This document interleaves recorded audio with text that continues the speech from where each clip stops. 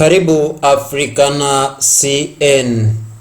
Ni picha ambayo inazidi kutamba na kutaratamba kwenye mitandao ya kijamii ikimuonyesha mtangazaji anayekuletea kipindi cha Jajo katika redio ya Kameme na pia Kameme TV, ambacho ni msaada kwa familia nyingi, na si mwingine ni Nungari ambaye pia kwa wengi anafahamika kuwania kiti cha kina mama katika maeneo ya Kiambu. Na hii picha inazidi kuwashangaza wengi kwenye mitandao ya kijamii kwa sababu inaonyesha polisi akijaribu kumtoa Nungari mahali ambapo anaonekana akiwazungumzia watu. Na Nungari ameweza kufika pale kwenye ukurasa wake wa Instagram na kuweka ile picha na pia kuweka caption ambayo inasema watu kuita mama yao awasalimie ni kitu ya kufanya nishiko, akaweka emojis za kucheka,